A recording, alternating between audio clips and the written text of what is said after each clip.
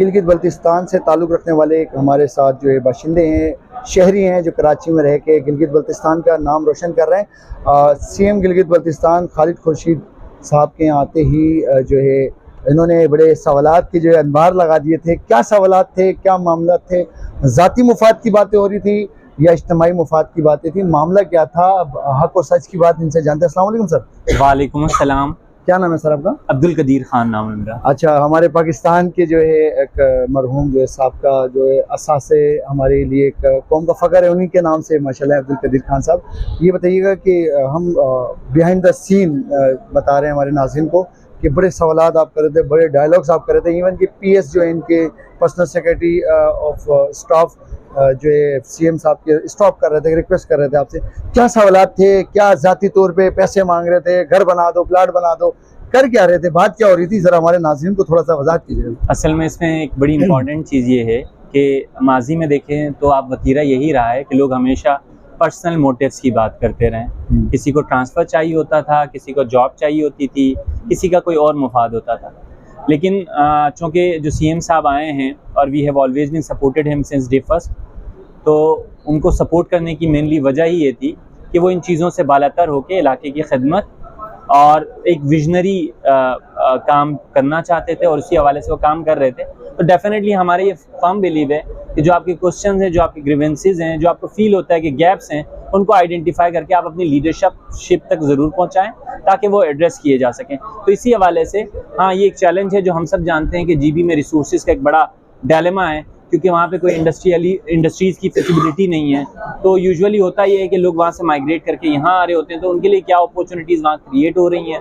वहाँ health care system एक बड़ा कॉम्प्रोमाइज़ सिस्टम है कि जिसमें आम तौर पे डेली बेसिस पे लोगों को बड़े चैलेंजेस का सामना करना पड़ता है और रोज़ हम देखते हैं कि प्रेगनेंसीज़ के इश्यूज़ में ख़वातीन की डेथ हो जाती है।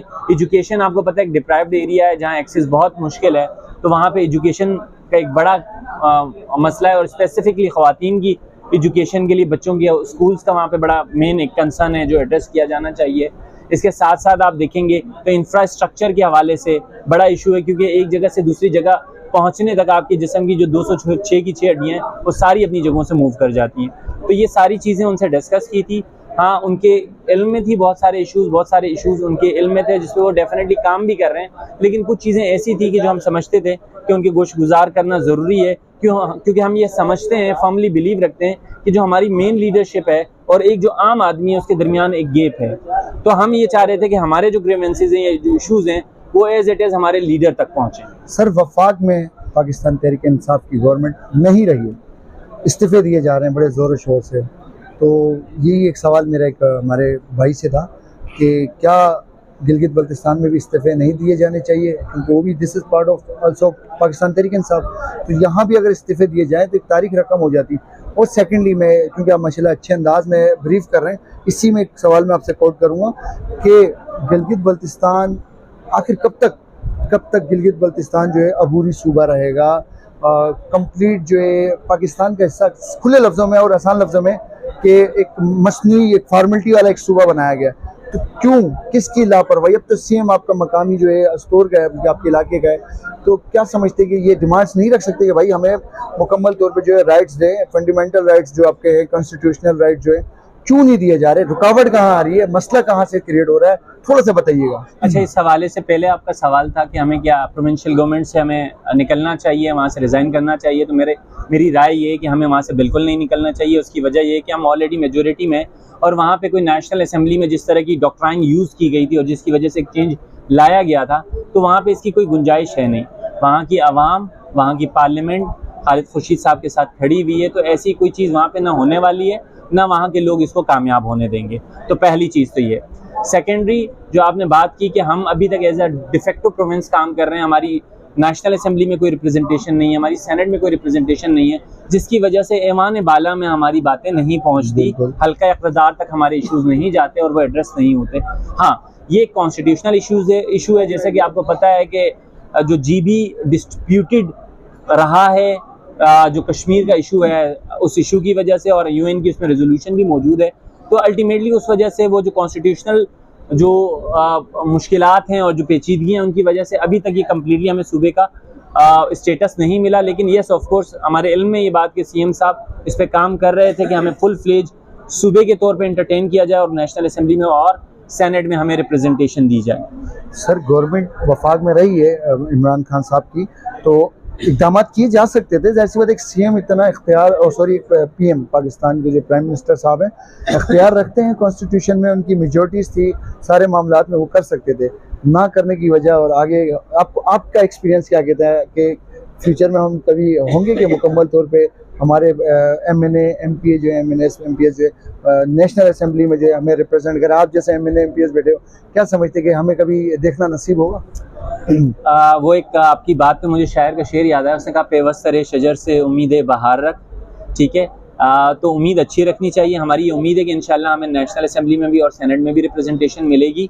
ठीक है, वो जो आपने मेनली इशू के बारे में बात की है कि वहाँ की रिप्रेजेंटेशन का जो इशू है उस पर हमारी जीबी गवर्नमेंट ने काम की थी। ये डिफेक्टिव प्रोविंस की कॉन्स्टिट्यूशनल आइडेंटिटी का जो मेनली हमारा कंसर्न है उस पर खालिद साहब का काफ़ी काम था, और अगर ये गवर्नमेंट चेंज नहीं होती तो चीज़ें शायद मटेरियलाइज भी होती। लेकिन आपको पता है कि जहाँ कॉन्स्टिट्यूशनल अमेंडमेंट की बात होती है वहाँ पे ज़रूरी है कि आपके पास 2/3 मेजोरिटी होनी चाहिए। तो खान साहब के केस में भी हमारे पास कौमी असेंबली में 2/3 मेजोरिटी मौजूद नहीं थी।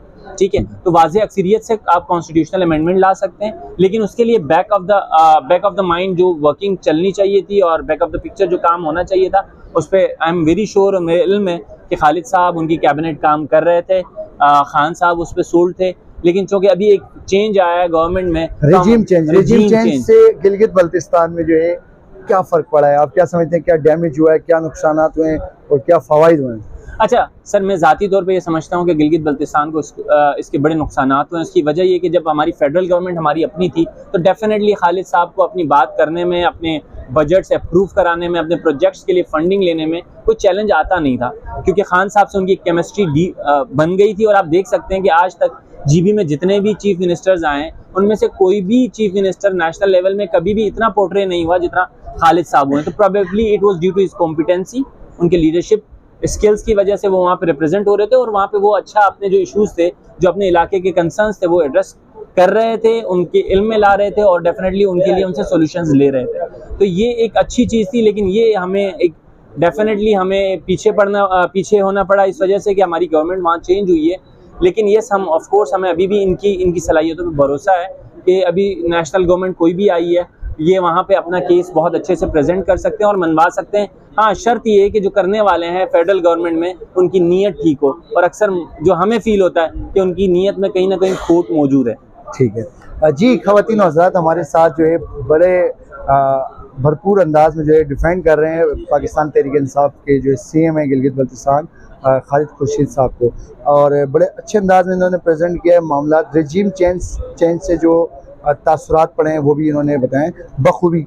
अब जो है हम मज़ीद जो लोगों से व्यूज़ लेंगे कि क्या वो ख्यालात रखते हैं, उनकी क्या डिमांड्स थी और क्या अमली तौर पे डिमांड्स का अजाला होगा, डिमांड जो है इनकी अप्रूव होगी या फिर आप समझते हैं राज की बात है, फिर हम बाद में आपको बताएंगे। Thank you.